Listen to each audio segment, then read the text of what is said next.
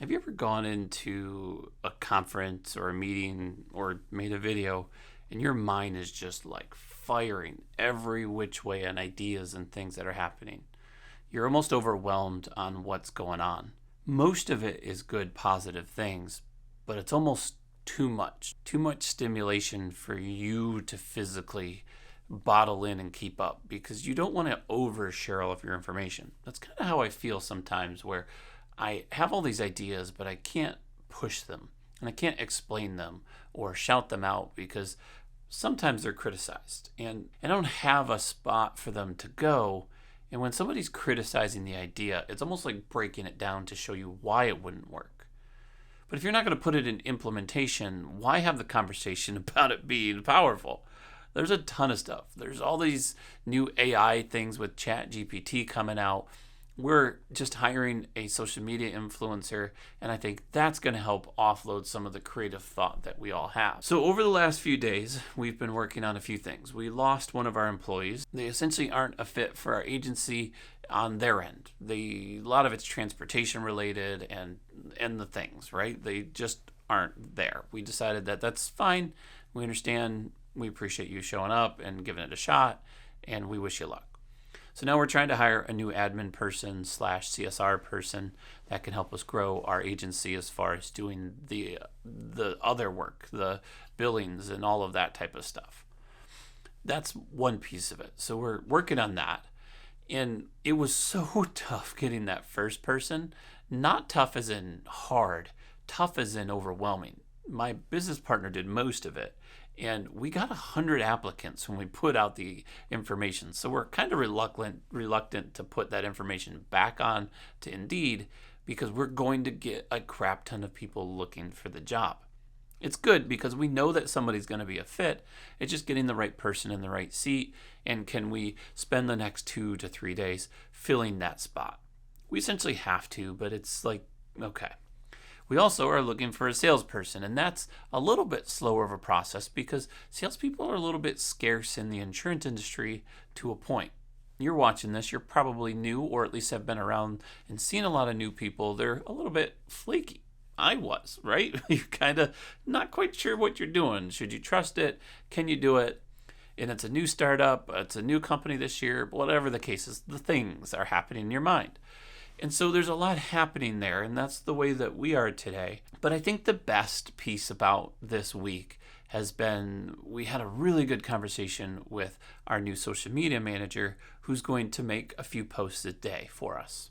We have tons of ideas, and I can't wait to show you. I can't show you now because we are still building it.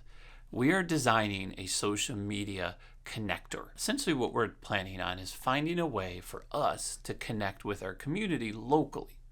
Not only that, is we're going to involve other companies so that we can all utilize each other's social media to grow as a team.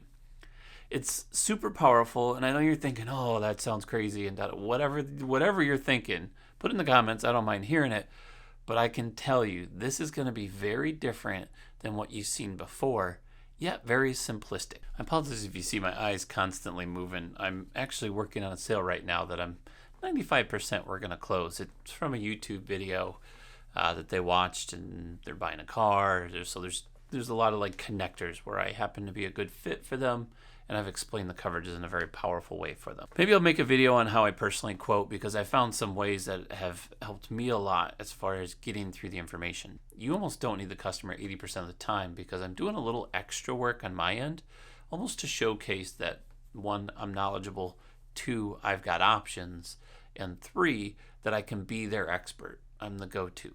Now, I get it. I talk a lot about training and teaching, and I do want customers to understand, but I do that in a separate video directly to the customer when I give them their options. So it's kind of a all package piece. If you're interested in something like that, put in the comments below. I may make a video on that later on. So we're coming to the end of the year as far as the timing of this video. And like I said, there's a lot happening. There's a lot of good things happening. And I've honestly recorded this several times to the point where I keep trying to tell myself that I can just put out the information, but I got to get my personality in there, and you got to do this. And once again, your mind's just firing everywhere. How do you keep an audience, and how do you keep all that? And it's like, does my channel go that way? Or do I just keep talking about insurance? Do I help insurance agents build a thing? Blah, blah, blah, blah, blah, blah, blah. Oh, and there we go. No, they gave me their account information. I figured we'd do a phone call for that piece. Anyways, just got a sale. The one thing that I got to tell you is from personal experience, I am really good with social media. And I get a little bit of a rap that I'm perfectly good with YouTube. And I'm actually okay with that because I think YouTube is the most powerful platform out there. I don't think there's any long form style content, and they're trying to do the short form too, that is a searchable piece. Yes, is TikTok trying to go that route? Sure. Will they get there? I don't know. It just depends. They're talking about banning them. They're not talking about banning. There's just so much controversy in that space. You might as well start with YouTube and then split it off into different scenarios. On another video, we will talk about more social media because I'm sure some of you are interested in learning more of how to grow an audience. Get some quotes from that, especially if you're in different states, then there are different states that are more powerful in different platforms. So essentially, it's where your customers hang out, things like that. To go a little bit more in depth, we did hire a social media person because we need somebody to help us offload some of the things that we're not good at. One, following up. We do like and have great ideas, and we put them down on paper and we do all that stuff, but then we get busy with sales, or we get busy with doing some of the content that we have to do. And sometimes we get busy with just the processes. We're not trying to follow the form of anybody else. We want it to be ours. We're building everything from scratch. I built things like this before for other companies, and I haven't even looked or even thought about those strategies that I have because I want this one to be its own. This is essentially my Valor brand. Me and my partner are literally taking our knowledge and putting it into play.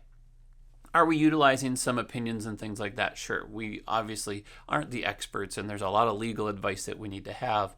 But if we want to brand this correctly and essentially create the open the box agency for somebody, we've got to know what we're doing and do it correctly. And I think we're on a super good path. One of the ways that we know this is we actually did an agency health meeting. And if you remember on some of our videos, we talked about January, February, and March. We really didn't do anything because we got sidetracked. We ended up talking more about how processes work and all that versus selling. And then we quickly realized, like, oh, wait, we're not an ad company. We're not a lead generation company. We're not a blah, blah, blah company. We're an insurance agency. We need to focus on insurance sales and educating people correctly. And once we kind of pivoted that back over April, May, June, July, and from then on, we've really crushed our sales numbers. So much so that in our network of companies, we're actually the second best one for the year. That's pretty cool, and a little bit of pat on our back for our state. We're super excited about that because we know that next year we're going running into the year. We already have one salesperson. We're hiring a second one, hopefully in January. We've got myself and my partner that are half selling and doing our processes as well. So we technically have 2 full salespeople and possibly a third full. And then if everything works out, we'll hire a 4th person middle of the year. There's just so much happening, and it's so cool, so exciting. I can't wait for everything to just move forward and get to that spot. In the meantime, I'm loving the process. I'm learning to enjoy the growth of an agency, the struggles of an agency, the financial pieces of, do we got to shift this here? We found out that we don't get a bonus for X and we get a bonus for Y, and Z has to be in place. And there's just so much happening that it's exciting. It's exciting and scary at the same time. So that's how my week's been. There's more to come tomorrow because I got to process this policy here in just a moment. I'd love to know your guys' opinion on if you have those same thoughts. Is your mind firing all of the ideas that you can do? And what are the roadblocks? Where does it stop to where you're like, I got to do one of these, and you pick one and then you hit a wall? That's what I've done in the past. And now I've learned more to organize the thoughts and almost write them down and be like, let's go down this road first. Spend a day. If I have to waste my time, I don't want to hit the roadblocks and just stop and figure out what's my next process. That way you're not just stuck with the thoughts. You need to get them down on paper and get them out of your head. Know which ones you can do and maybe have a must-have would be nice, and future things. That way you can organize things and just work on the must-haves because it's the piece that's going to move you forward the fastest. Just like we did when we first started our agency, I honestly feel like we failed the first 3 months of the year. Even though we were the second in our state for our area, it doesn't make up for the fact that we could have been possibly the first.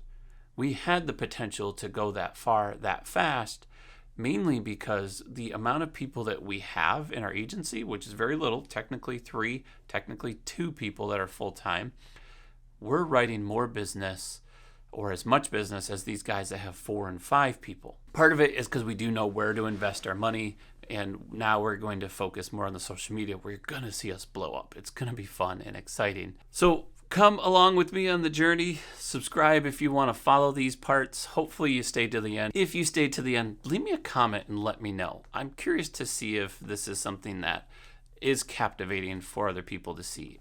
I'm recording it either way for my personal book of knowledge in the future to see where I came. But also I got a feeling we're going to utilize a lot of these ideas, and I may want to look back and say, oh, what was my thought on that? If you are new to insurance and you're not looking for more of the daily updates type videos like this, I'm going to constantly put out powerful pieces that are presented in a more fashion where you can actually put it into play. Here's a video that you want if you're looking to start an insurance agency. If you're more interested in just the industry and you're looking to understand how people get paid, here's another video that talks more about the pay and the structure of how you could earn income in our industry. I'm Mark W. Flockhart. I'll see you soon.